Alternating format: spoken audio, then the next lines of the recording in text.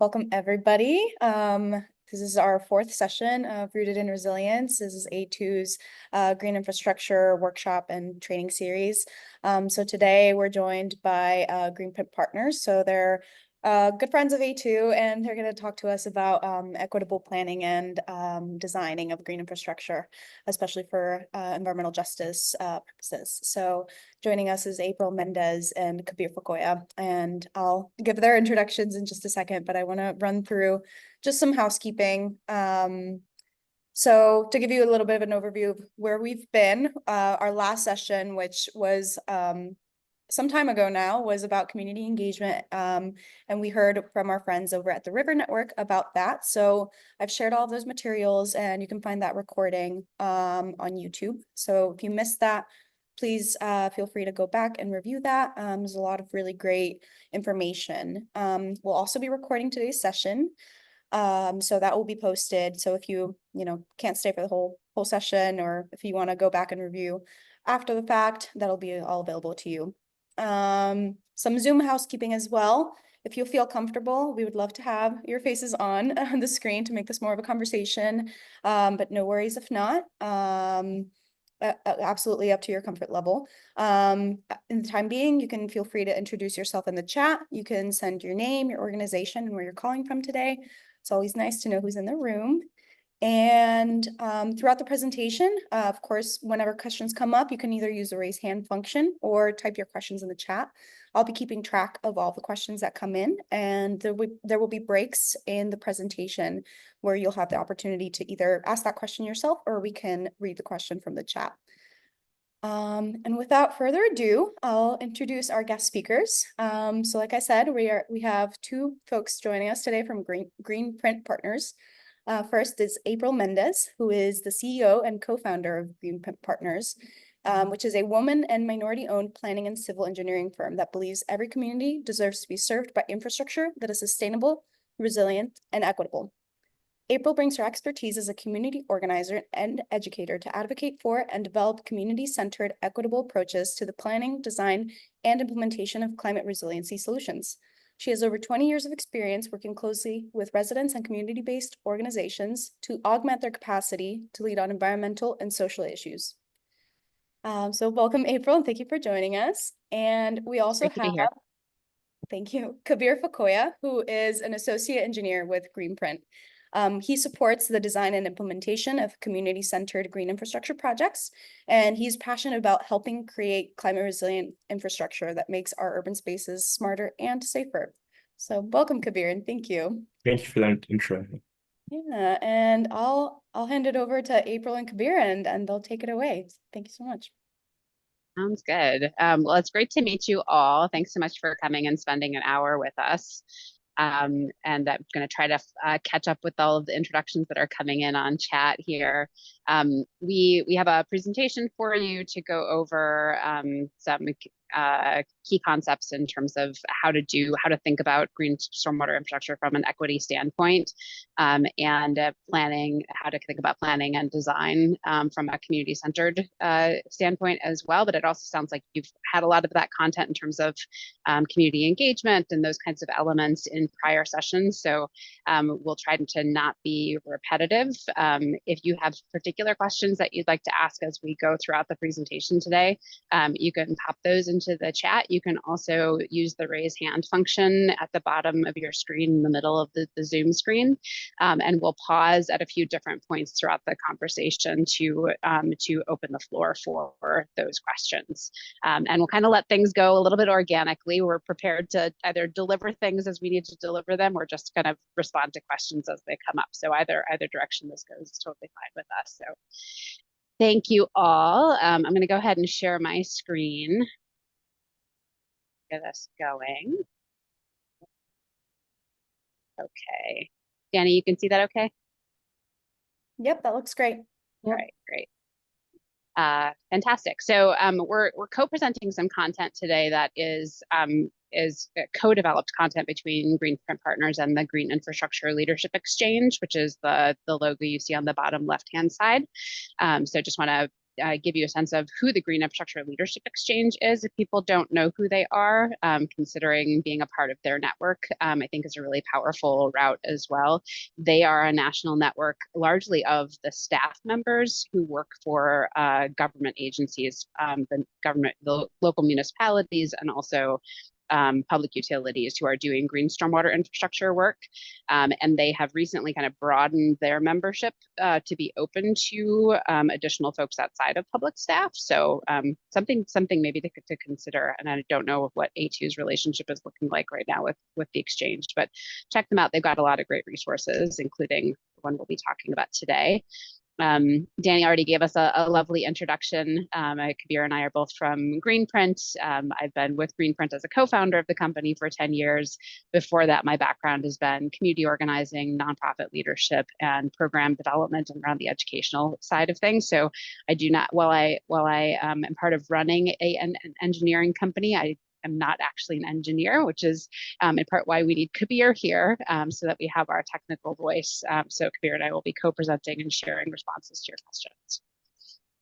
We'll also be talking today from this particular resource, and Dany, if you can pop the link into the chat for this, the Equity Guide for Green Infrastructure Practitioners is a robust guide that we co-developed with the Green Infrastructure Leadership Exchange, and it's a comprehensive case for advancing equitable green infrastructure, and it's like, I think we did 63 interviews with community members and public agency staff. We reviewed 75 different sources of literature to really just to coalesce all of what's already known about best practices in advancing equity, specifically to apply those to green stormwater infrastructure. So that's the intent here, is not to create anything brand new in terms of groundbreaking insights about how to advance equity, but really more to bubble up all of the things that have already been known and advanced in terms of best practices by community advocates, and ask ourselves, how does that apply to green stormwater infrastructure?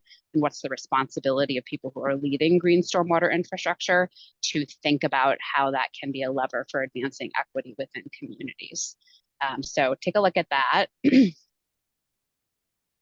That the Equity Guide includes 7 different areas of content. The kind of core area is centering community. Centering community is kind of the table stakes for advancing equity. It's simply the act of including community leaders and community voices that have historically been excluded from the decision-making processes about how infrastructure is designed, developed, where it's designed and developed, what it looks like, et cetera, that bringing those voices in as core partners in the entirety of the process is fundamental to advancing equity. And then from there, we look at internal readiness, which is how do public agencies in particular kind of ready their teams so that they can authentically be advancing equity. How do they think about siting, which is like locating, where should projects go, and investment levels, how much budget should we be investing, and we actually need to be investing more than we thought if we're going to try to advance equity, that there's additional elements besides just the typical like basic functionality of green infrastructure that needs to be invested in. Today we'll be talking about the next one, which is benefits driven project development. So how do you think about design from a community benefit perspective? Economic stability, which gets into both how do you create jobs and also invest in green infrastructure in places that will help stabilize potential economic corridors. And then preventing displacement is kind of the other side of that coin, recognizing that greening of communities can be a gentrification, have a gentrification impact. And so we need to be thoughtful about preventing displacement as we think about siting and design of green infrastructure. And then programs and policies is kind of the big overarching tent of, let's not just think about these individual components, but let's think about the programs, the green infrastructure program that we're running in totality, and the policies that we're establishing that guide those programs from an equity lens. So all of those components, they're treated with a reasonable amount of depth in that guide. So today we're going to talk about the goal of centering community, which is fundamentally that community members are treated as essential partners and participants, viewed as essential partners and participants in all stormwater planning, and also that program level development as well as project level development. The second goal we'll be diving into today is that green infrastructure projects are designed, constructed, and maintained to provide lasting community benefit in addition to the technical, functional benefit of stormwater management. So I want to hear some thoughts from you all. So we have a few polls for you, and you can join this poll either by going to slido.com and entering this code 3555590. There's 4 5s in there. Or you can take out your phone and scan the QR code, and that will bring you directly to the poll. Once folks have a chance to do that, we should start seeing answers popping up.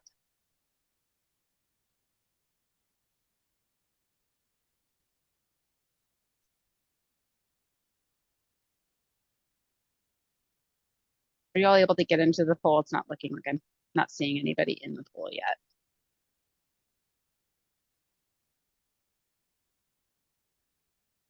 It's working for me. Okay, great. All right, cool. Now we see participants are typing. So awesome.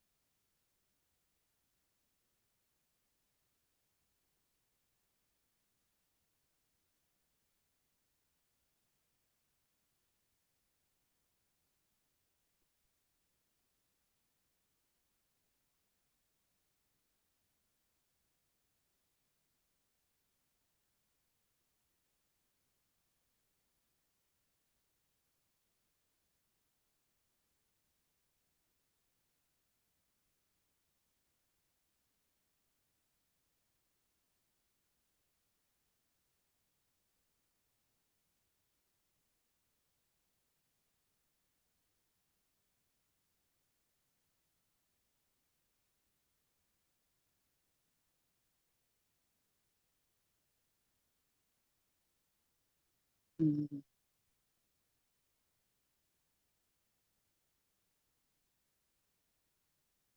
Great. So we're seeing folks are interested in hearing about what are just the opening stages of planning a neighborhood project. Starting. Sounds like that's a key theme here, just starting in general. Specifically, green infrastructure on contaminated properties, I think relates to land opportunities. What are the types of land opportunities that may be available?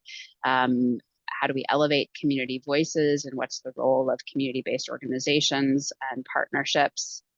Looks like there's some interest in farming and agricultural projects as well.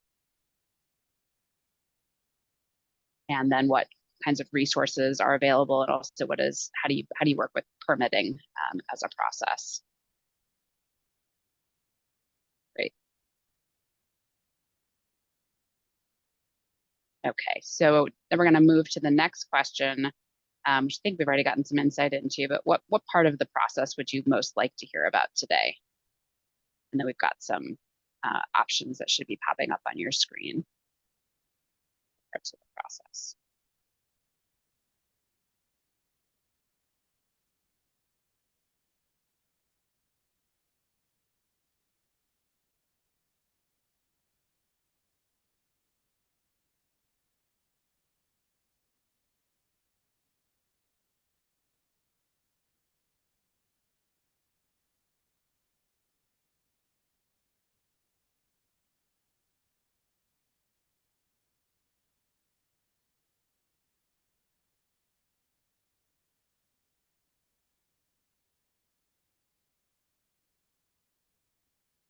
Okay. Looks like working with community stakeholders and designing the project are two of the top ones, but there's also interest in discussing how do you work with engineers, how do you work with the city or the utility, and a little bit lesser interest in discussions of funding and choosing project locations. Okay, that's helpful. So we'll focus mostly today on designing the project and then working with community stakeholders and city utility folks. And you'll hear from Kabir as our engineering representative today, also how he helps work with folks.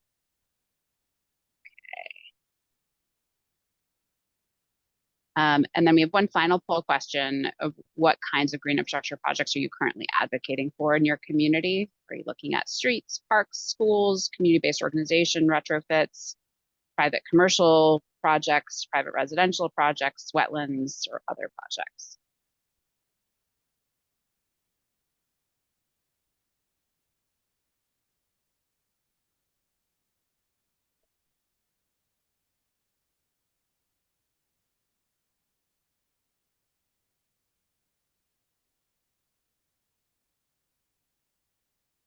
Got some folks working on streets and parks, private commercial, some private residential, some wetlands.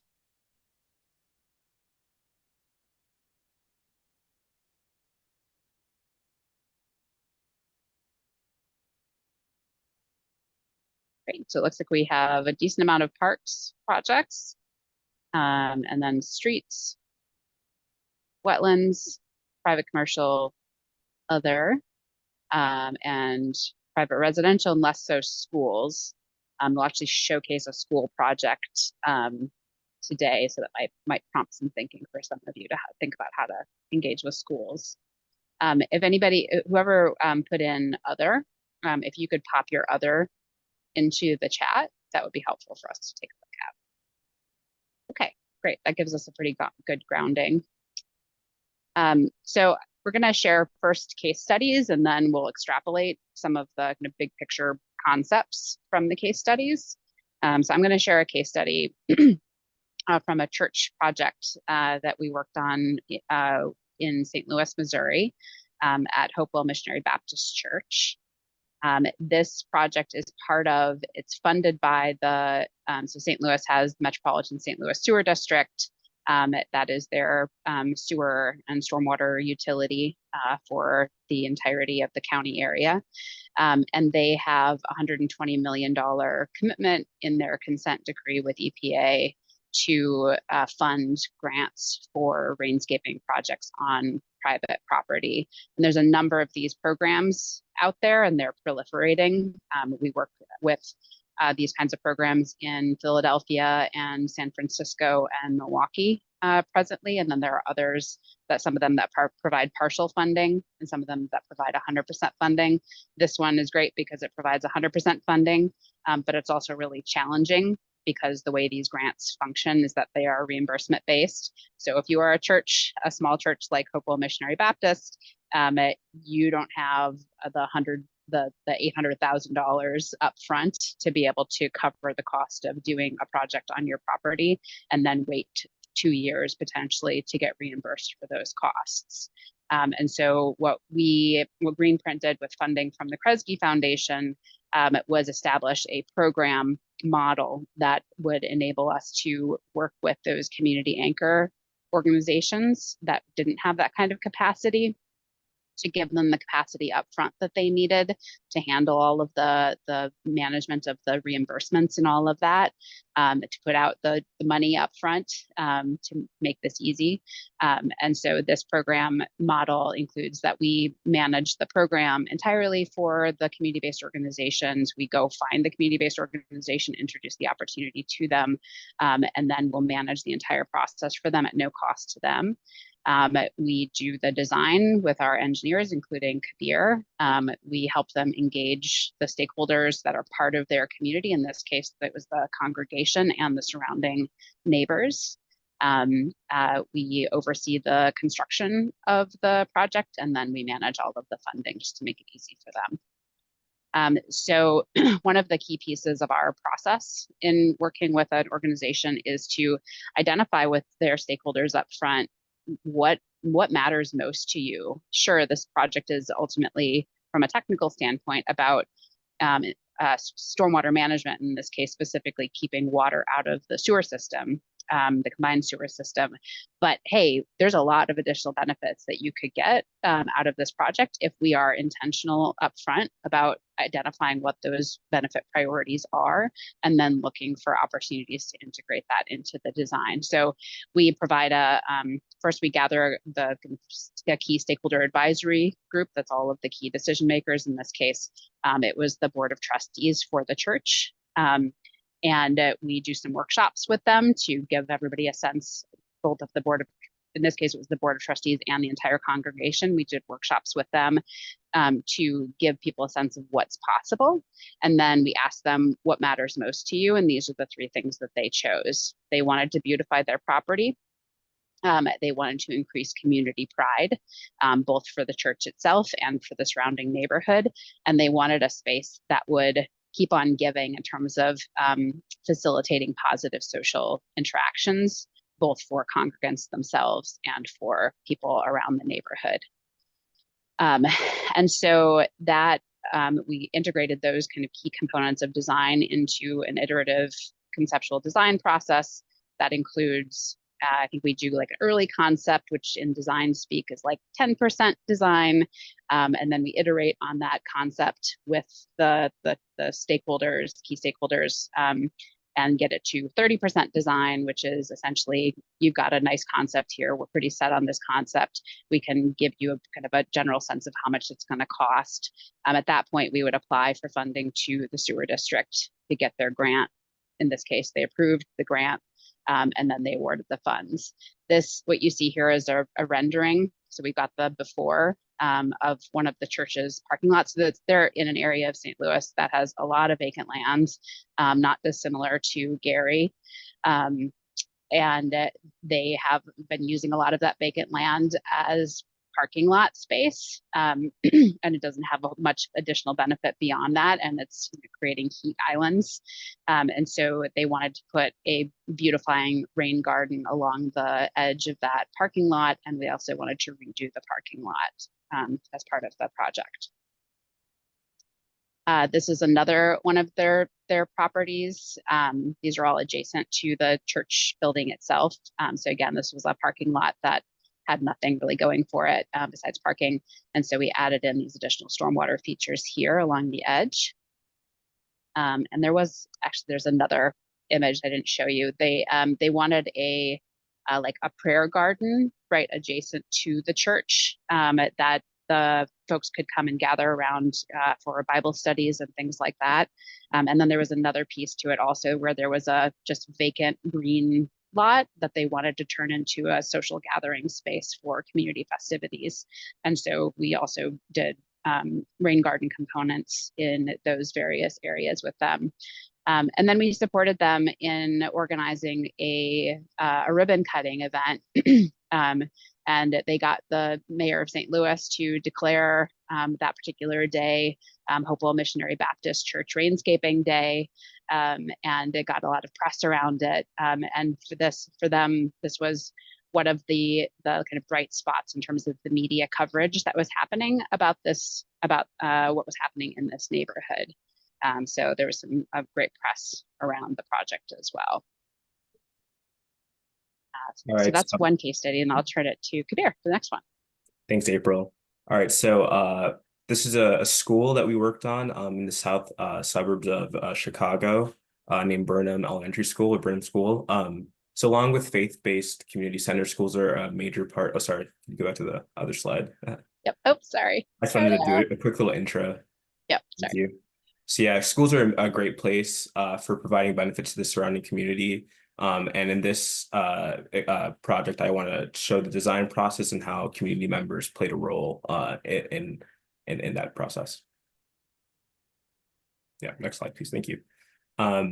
So yeah, Burnham is a K-8 school located in a primarily Hispanic community. It's within MWRD's or the Metropolitan Water Reclamation District, their combined sewer service area. And it's been chosen as a potential site for its suburban green schoolyard program, which is where MWRD kind of commits some funds to GSI that not only manages stormwater, but also increases potential benefits provided to the school and the local community. Yeah, so yeah, our main goal here was mainly to obviously provide that stormwater infrastructure utility, but also to kind of revamp the school and kind of utilize a lot of their underutilized areas for the benefit of the students. Next slide, please. So in terms of our specific design process, we partnered with a landscape architecture firm called Site Design, and we went to the school and spoke with the superintendent and the principal, I believe, along with some teachers and maintenance faculty members, and sort of talked about considerations that we needed to keep in mind for design. For example, they had an elderly maintenance worker who needed a certain like access point to dumpsters so that he could do his job effectively. But also we organized a time for the principal and superintendent to go to the students and kind of get their input on how they would like to see their fields or their play areas improved, and other things such as like a larger turf grass field that could be used for extracurricular athletics and things like that. Each of these three concepts that we provided, you can see on the left, aim to kind of emphasize a particular desire. For example, the third one, as I was explaining, has like a pretty large athletic field, while the first one has a full basketball court that was identified as a key component or something that the students really wanted.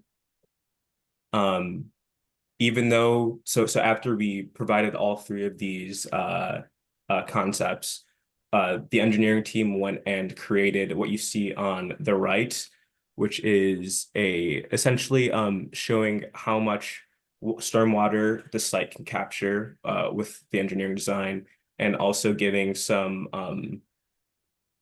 I guess giving a footprint to where that BMP will actually be located. So you can, it might be a little bit hard to see, but there's a red outline on that site that kind of shows where we plan to have subsurface storage, which is essentially just aggregate underground where we can put water in. We planned for the rubber surface that is where a lot of that play area is, as well as that turf area. We plan for both of those to be permeable to allow for water to soak into the ground. So as you can kind of see, we had a landscape architects produce these concepts that would provide that would keep in mind a lot of their co-benefits, but we also went back in and made sure that it was a viable engineering project. Next slide, please. So after a little bit of back and forth, kind of sharing these three concepts and then coming back and tweaking the concepts that we wanted to move forward with, we eventually settled on a final concept that combined different aspects of the last three into one concept that we can move forward with. We then did the same exact thing where we provided feasible locations for GSI infrastructure for green stormwater infrastructure, as well as the planned capture areas. And in the final concepts, we gave a bit more indication on engineers' opinion of cost and things like that. And eventually we were able to turn that into what you see on the right there, which is a picture of the 30% site plan, which is what we would actually go ahead and build. And you can see that even though we did settle on a final concept, there were some things that changed that we had to tweak a little bit to provide more stormwater utility benefits, as well as keeping in mind some of the co-benefits and also like restrictions, like, for example, utilities on sites, or maybe we're too close to some foundations to actually put a water storage underground. It might have caused an issue in terms of like contamination or potential weakening of that foundation. In general, though, we were successful in implementing the wishes of the community members and providing a stormwater utility. A big part of this project as well was making sure that we managed enough stormwater for the school to keep their funding and actually implement all these non-stormwater changes to their site. So a lot of times during the design process, it's a real balancing act of keeping those co-benefits in mind, but also fulfilling the constraints that the program might have provided for that project to get funding. Yeah, thank you. Awesome. Thanks, Kabir. I'll run through one last little case study, and then we'll pause for discussion and questions. So this one is one of the agricultural projects. This is the well farm at Boris Field, which is in Peoria, Illinois. And this was a just publicly owned vacant property.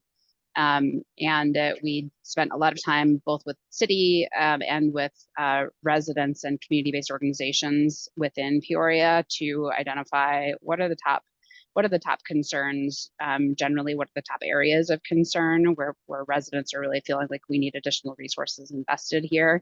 And all of that early work in building up those relationships with city folks, as well as the key community-based organizations, the community development corporations, led us to food desert as one of the key challenges. And so with that, we collectively identified this site, went after funding from USDA, got $1 million conservation innovation grant for this project, and brought on board a urban agricultural partner, the Gifts in the Moment Foundation, which is actually a nonprofit that specializes in urban agriculture operations and training. They do agribusiness training. They train residents to farm this particular site and then sell produce from this site at the local farmers market. We also partnered with the newly established Peoria Corps, which is a workforce development program for people who are interested in learning how to design and maintain green stormwater infrastructure. And so that kind of combination of partnerships helped bring this whole project forward. This is directly adjacent to one of Peoria Housing Authority's complexes. And so that was another key partnership in terms that we set up a community advisory group that met for the 3-year duration once a month to get this project designed and off the ground. And that included a number of residents from the Peoria Housing Authority complex. So ultimately, this site now has 100 raised beds and we had to do raised beds because of the county health department's restrictions in terms of using gray water to water edible material. So unfortunately, that wasn't able to be brought into the stormwater management component of it, but we also did a stormwater forest on site, which you can see kind of in the middle of the property. And this is it's a monitoring site as well. So we've got a couple test plots here, one that's monitoring the efficacy of the trees that are directly taking stormwater off of the street right of way into the stormwater forest, and then the stormwater trees that are just passively taking rain and runoff from above ground. And so we've been monitoring that site as well. This one included some key components that are fundamental to equity, impact-driven site selection. So the selection of the location. This is in the 60605 zip code, which is one of the 100 poorest zip codes in America. It included substantial investment in community co-authorship with that stakeholder advisory group. And then it included benefits-driven design to start not just from the perspective of stormwater management, but from other community benefits that community members prioritize most. So I'm going to stop there and see if there are questions coming up in the chat, and also if folks would like to raise hands and ask questions, you're welcome to do that now as well.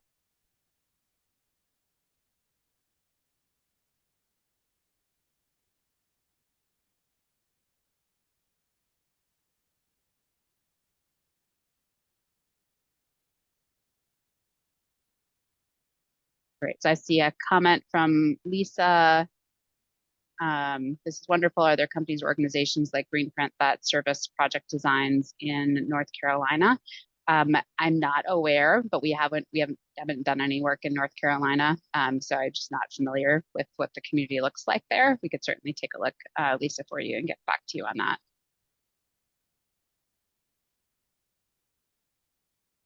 And South Carolina as well, Queen. Awesome.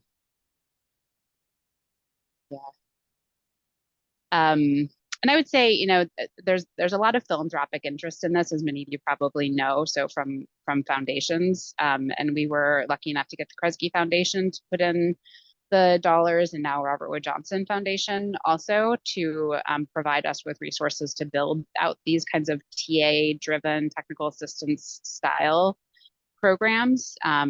But there certainly, if there's an opportunity in your community to create a partnership with either one of those national philanthropies that focuses on water and greening issues, or a local community foundation that can help kickstart that.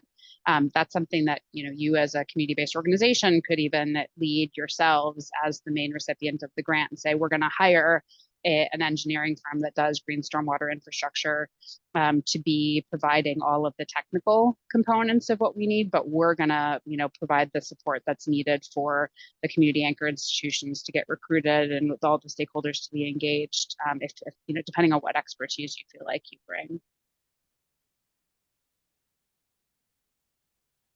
Thanks, Ais. And Doreen asked what happened with the community garden watering on site. So we installed irrigation so that there was opportunity both for passive irrigation from rainstorms and from runoff that was being diverted onto the site. And there was also irrigation that was pump irrigation that was installed directly on the site. And then Belden asked, are there any EPA community change grants that y'all are collaborating on? We are collaborating on a few, and we supported a little bit the Anthropocene Alliance's work on helping develop community change grant applications. So if any of you are in those community change grant applications that A2 has been supporting, you may be getting some of our support through that. Thanks, Lisa. And then Becky asked, how do I find a similar service to what you've done in Augusta, Georgia? We will also take a look for you. So we can take a look at what's going on in the Southeast. And then similarly, collaborations in Lake County, Illinois. So let's note all those down, and we can come back to you all with some additional research on the national They database. also had a question. You have your hand up, play. Oh, thanks, Kabir. Not looking. Yeah, thanks. I was trying desperately to type it out, and it's just easier to ask in person. Yeah, So for sure. I was one of the few who am working a lot with schools, and we target that because it's, you know, obviously a large impervious area. There's a lot of old infrastructure, but also it's a learning place, and we want to, you know, teach the next generation about GSI and why it's important and water quality and all that stuff. And over the years, we've done quite a few projects that are very similar to the one that you shown with the school, where we survey the whole campus, provide some examples of what could be done, and then help them fund, build, and maintain it. Our biggest struggle has been long-term maintenance, post-construction. And I'm wondering if y'all have had any luck, like if there are any good examples or supportive data out there that has been helpful in convincing the higher ups that are kind of detached from the location, but who control the resources and the decision making, on like why long-term maintenance of GSI is really important. Because I just keep hitting like a, you know, time and money wall with these maintenance teams, and I'm trying to make the people in charge of the money and the maintenance schedules realize the value outside of like groundskeeping. It's like, you know, and why they should float more resources that way. So I'll stop there. Yeah, that's something that we've definitely seen a lot, where projects go swimmingly, you know, they get built, and then the will or the knowledge or the money for maintenance isn't there, and they end up failing, you know, in a few years. One thing that we've seen is that it's really important to make sure that maintenance is implemented in the scope of the project initially. A program that we're doing in Milwaukee, FCGC, they have maintenance costs built into each project for about like 5 years. Now, Milwaukee is really advanced in terms of stormwater, and they know a lot about maintenance, and they understand that that's really key to the success and the longevity of these projects. But yeah, it is very important that in the initial scope that the costs, time, and resources, as well as training required for specific GSI maintenance is involved.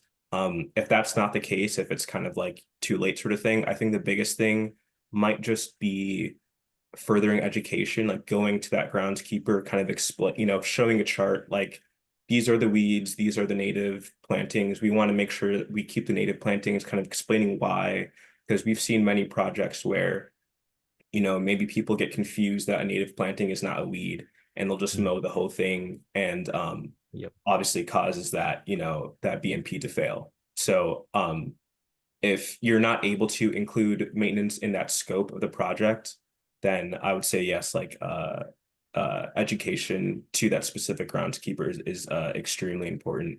I think there has been a lot of research done that shows that well-maintained BMPs, whether they are like, even like an infiltration pit or permeable pavers, things that don't necessarily have vegetation, the better they're maintained, obviously, the longer they last. So I guess maybe trying to explain that. Unfortunately, lots of times it is like a cost issue where it's like, as you explained, out of sight, out of mind, we put it down, we just want to move on, But if you can, I would really stress just going to the maintenance guy himself and just kind of explaining, with pictures, with charts, with the reasoning of why it's important to differentiate between different plants and things to look out for. So because a lot of times it's not necessarily that they need to learn a very specific task or process to be effective maintainers of a BMP. A lot of times you just need to be able to identify that something's wrong, and explaining that can also prevent issues from happening with BMPs. Yeah. Thank you. That was great. We do try and budget and explain, like how you can interact with it, and a general estimate of what like annual maintenance might cost, but to go ahead and include like a 3 to 5 year projection of costs and stuff, and spend a lot of time with the person who's going to be doing the work. I think is great, and you have just really confirmed that for me. So thank you very much. Yeah. And a lot of times, we're producing maintenance plans along with our final plans of our final engineering plans to give off. A lot of times the utility commission, it's great when they require it, but even when they don't, we're trying to produce these maintenance plans to kind of just give a heads up and say, hey, we need this many hours this month.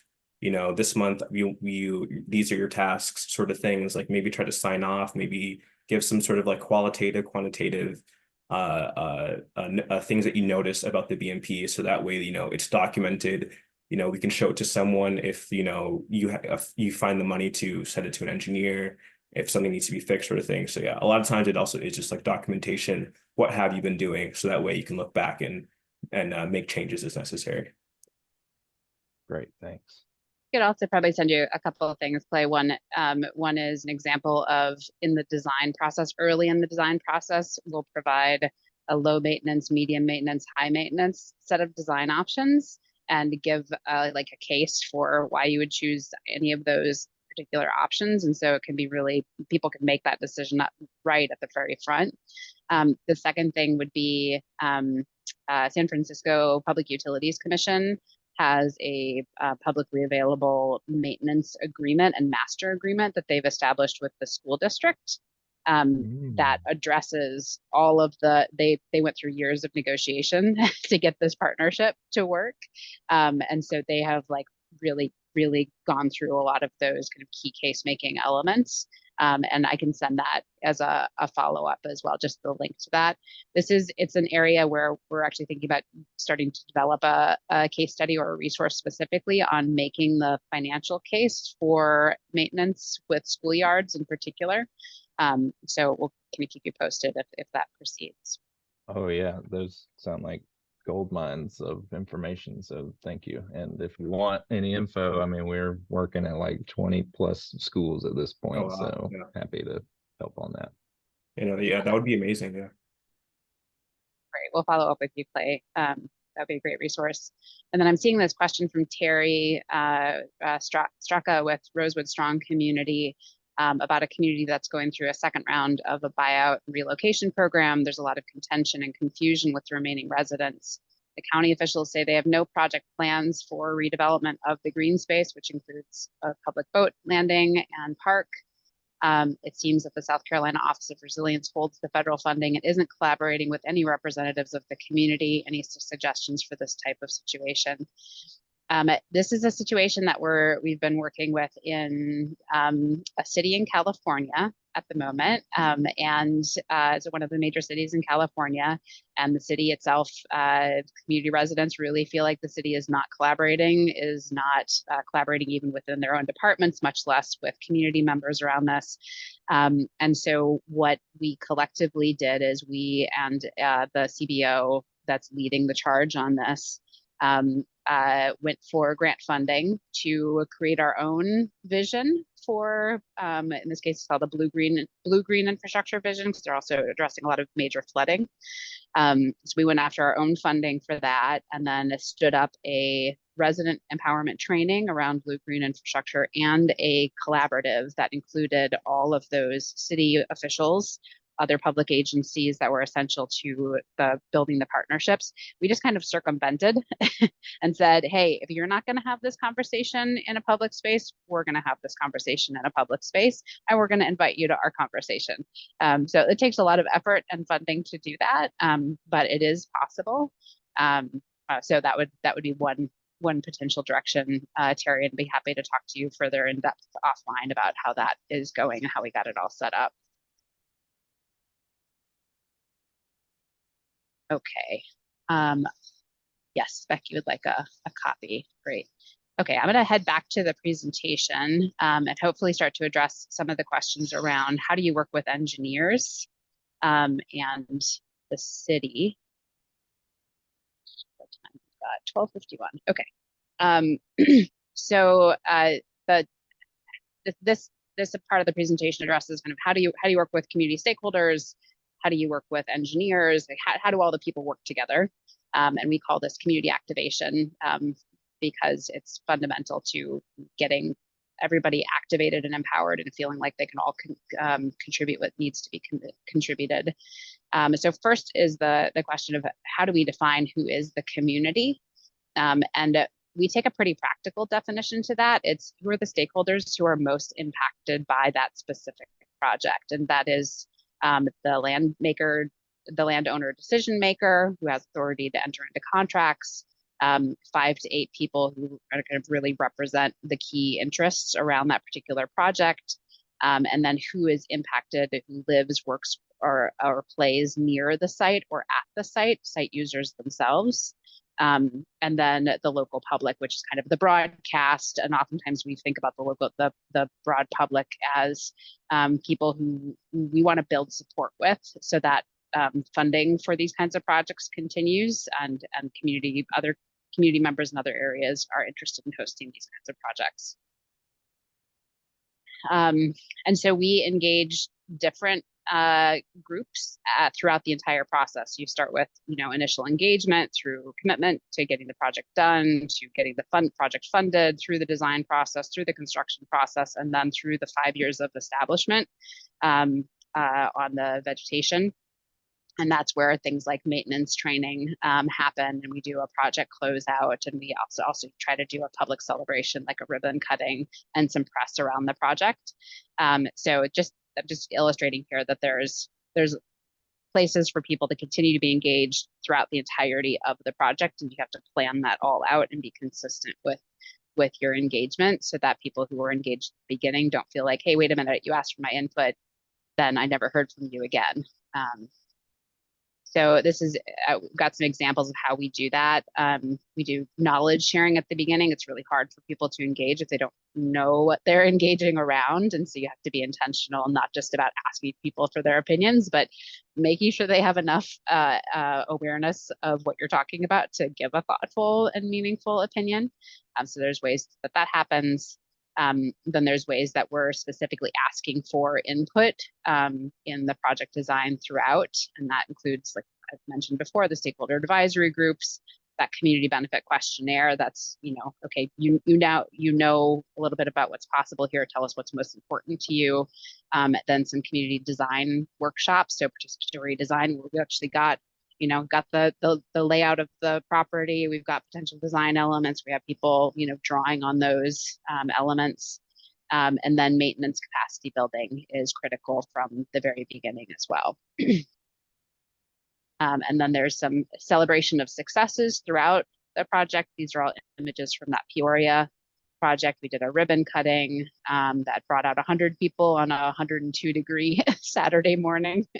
And that was it was great celebration. And then once you have some great stories, continue to amplify those stories. And this also goes to, if you have great demonstration projects or great projects that could be demonstration projects, but you haven't polished them off and started to showcase them, do a tour, do some press around them, do a video about it. You can take the assets that already exist in your community, even if you didn't build them, and think about ways you can amplify those as demonstration to show that, hey, this is a good thing. We really like this. Let's do more of it. And then finally, there's a little section here on equitable design practices. Again, this all comes from the equity guide. So this component is about how co-benefits can be brought into different types of green infrastructure. So what you see at the top, on the very top right-hand side, sorry, this is kind of confusing, but the top right-hand side of the chart, you see different types of projects: a linear trail, a park, a stormwater planter, a parkway bioswale, a rain garden, street trees, green roofs, permeable pavements, etc. And then along the left-hand side of this chart, you've got what are the benefits: various health benefits, various economic benefits, various climate adaptation benefits, etc. And then which of those different project types do the best job of advancing those particular benefits. So that's one way to think about just where do we want to do projects, what types of projects do we want to do. You can start from the question of what are the benefits that matter most to this community. And then we talked about maintenance, how critical that is. This is fundamentally an equity issue. While people may feel really excited that you've gotten a project funded, designed, and constructed, if that project then becomes a blight on the community over 5 years because maintenance hasn't happened, then it just contributes to further economic decline. Just being thoughtful about culturally appropriate design elements. This can be integration of art. It can be thinking about, what do the permeable pavers look like? Do they look consistent with the rest of the look and feel of this neighborhood? Signage is always an easy way to integrate this. And also think about plant selection that's appropriate. I know we have an African garden project, I think, with the Sankofa Freedom Academy in Philadelphia. That includes some African plant selection, at least at some point it did. And then thinking about gentrification as well, and displacement sensitive design. The Center for Neighborhood Technology, who we share office space with in Chicago, has done some really great studies on how to do just green enough design so that it doesn't tip projects into that displacement space. And we can see greening as a way to stabilize communities from an economic standpoint, but not push them over the edge so that there is displacement of existing residents. And then finally, protecting community priorities. If you get community priorities at the beginning of the project and everybody's really excited about them, but then through various budget iterations, they slowly get cut out, that's problematic. And so you need to make sure that you've got partners on board or somebody who is being that watchdog to make sure that those community priorities don't get designed out or budgeted out throughout the course of the project. And that is all we have. So I'm going to stop sharing. And we have 2 minutes left. So if there's any final wrap up or questions, happy to take this. Any considerations for workforce development as we're conducting the projects? So workforce development on a project by project basis is I think the best you can do generally is, being thoughtful about who you're hiring. So, looking to hire small, minority-owned, women-owned businesses, independent contractors, et cetera. Maintenance can be done, like you can think about super local hiring for that. With one of our projects in St. Louis, I literally went, flyering door to door to ask, hey, who's got a lawnmower? Who would be interested in doing some of the maintenance work on this? So you can think about that. And then you can think about partnering with workforce development organizations that have programs where you can then use this as a training site for that workforce development program. But in terms of bigger picture workforce impacts, that really happens through a larger scale green infrastructure program. For example, the Milwaukee program, where there's 5 years of maintenance budgeted in to all of those projects, and we're doing something like 50 projects, partnering directly with a workforce development organization for the entirety of that 5 years, and having like career pathways that get developed out of that is a much bigger impact than a single kind of project by project. See, there's one additional. Did the community get any training to assist them long-term in creating real equity? Ivanka, that's such a great question. We've been doing that in the California community work that I talked about, establishing a resident empowerment training and a resident organizing fellowship. That's ongoing. So happy to talk further about that offline, but I see we're at 1 o'clock my time. Dany, any final wrap up you want to do? No, I just want to thank you both so much for all the wonderful information that you shared, and thank you everyone for being so engaged and sharing your comments and your questions. I'll be sharing the slides as well as any resources, including that equity guide that April shared with us today, via email with everyone. So you'll have that and can reference that. If you have any further questions, you can feel free to reach out either to me or to April and Kabir directly. I think Kabir has dropped his email in the chat, and I would be happy to share those as well. Yeah, so last thoughts are just thank you so much, everyone, and I hope to see you all at the next session as well. Thank you. Thank you again. You have a great day. Good. All right. Thanks, y'all. Bye. Thank you.